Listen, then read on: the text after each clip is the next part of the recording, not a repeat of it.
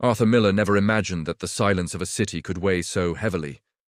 A billionaire, trained to fix problems with spreadsheets, he froze when he saw families turning torn tarps into walls under a bridge.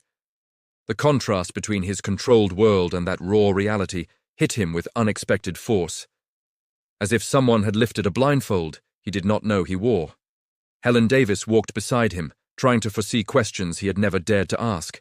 Lily Carter captured everything with her sharp eye, turning forgotten pain into a story the world could no longer ignore.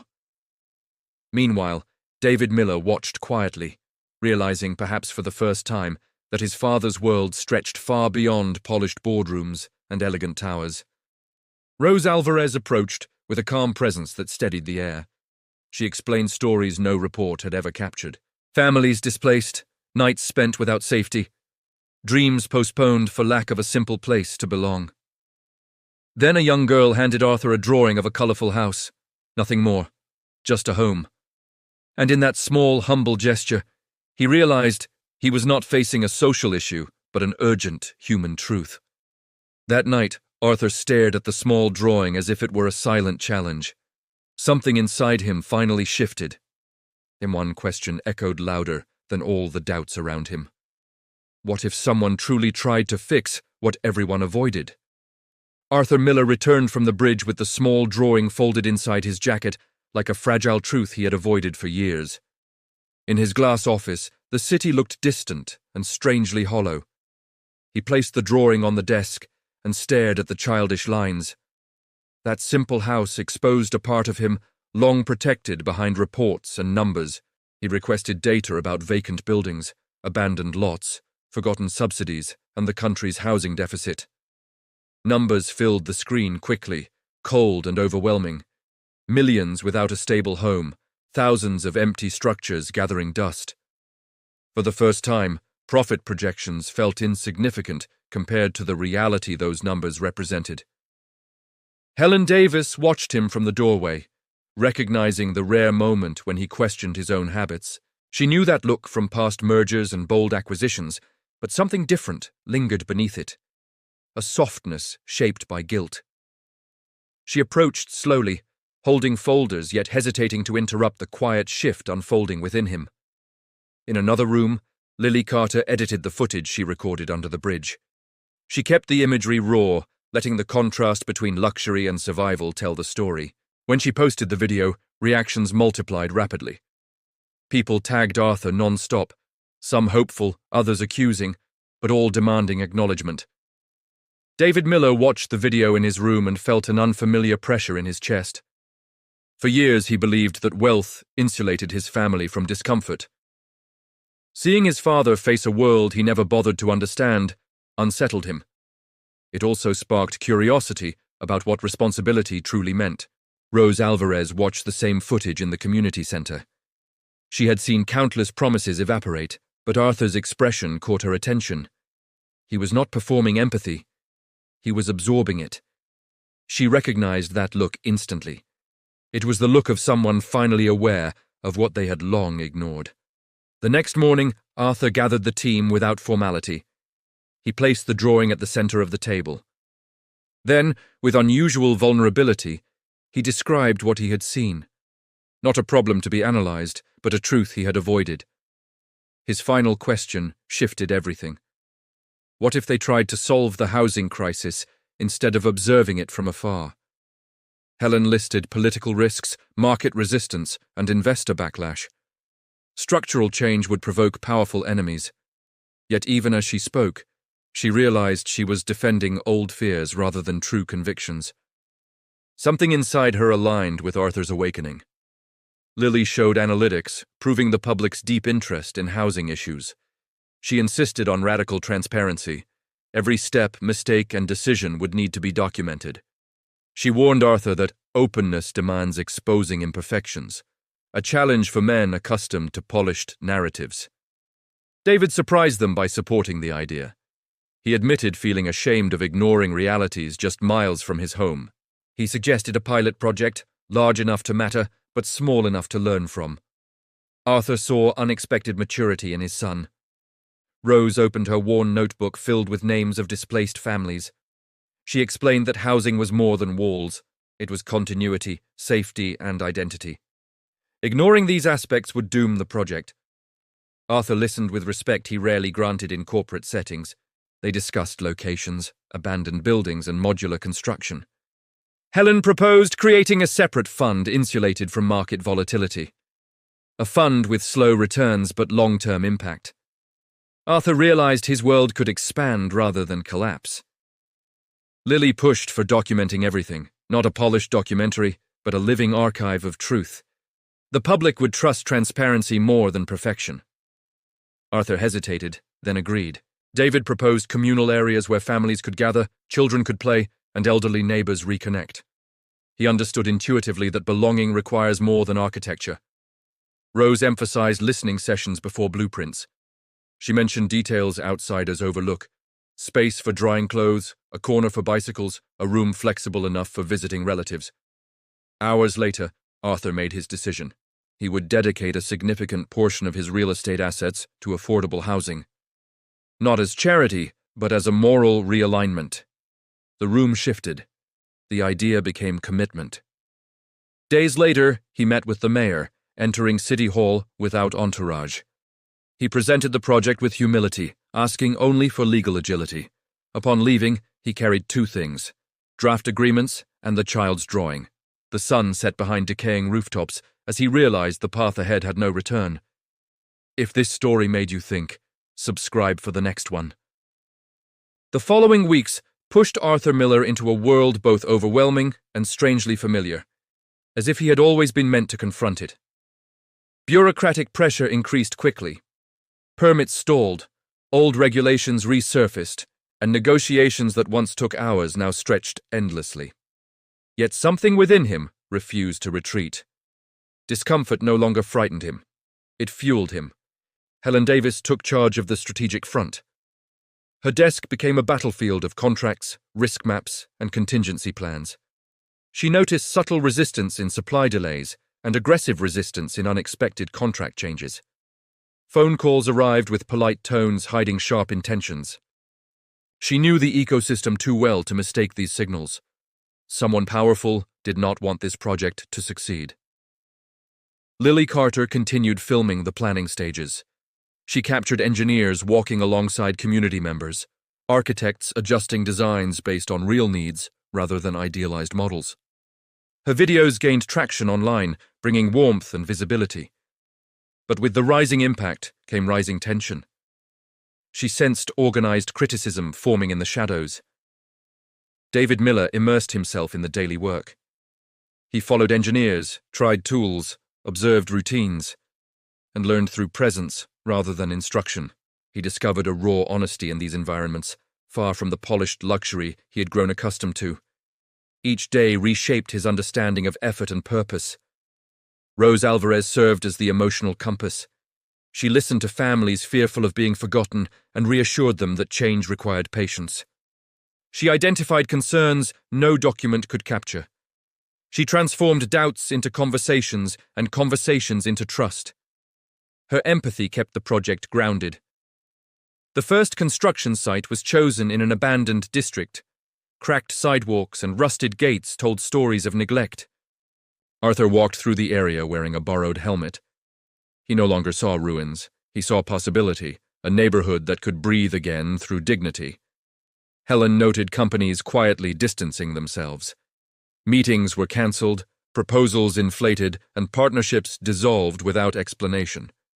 It was organized pressure, not coincidence. She strengthened the project's structure, preparing defenses for the battles she knew were coming. Lily filmed the arrival of heavy machinery. Engines echoed across the empty streets. The footage went viral, sparking debates on urban renewal, displacement, and responsibility. She followed every comment with precision, aware of how narratives form and distort. David helped volunteers who arrived motivated by the videos. They brought tools, energy, and a sense of unity he had never experienced. There were no distinctions of status, only purpose. This simplicity marked him profoundly. Rose orchestrated movement across the site with grace and firmness. She directed volunteers, workers, and families with the calm authority of someone who understands people. Arthur observed her influence and realized she kept the community connected to the heart of the mission. The first public meeting tested everything. Residents arrived skeptical and curious. Arthur spoke honestly, explaining limitations and complexities. Helen watched him, recognizing the strength of transparency. Lily streamed the meeting as comments poured in, mixing support and criticism. Authenticity had replaced spectacle. David bonded with children who asked about playgrounds. He showed them digital models and watched hope ignite in their eyes. It reminded him that the project was not about architecture, it was about futures. Rose collected stories from older residents, tales of a neighborhood once lively, then abandoned. She shared these stories with the team, ensuring memory became part of planning. As structures rose, political pressure intensified. Officials visited only for photo opportunities, while others spread doubts quietly.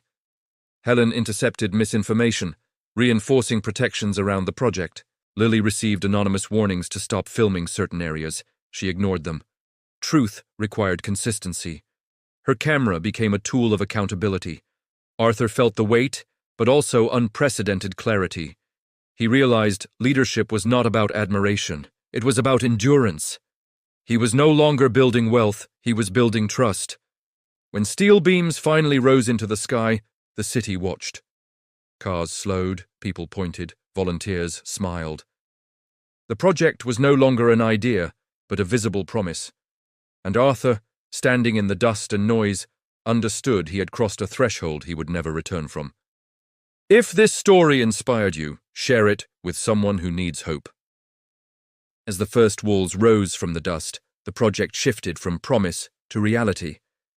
But with progress came a new wave of pressure that felt heavier and more calculated. Anonymous articles circulated online questioning Arthur Miller's intentions.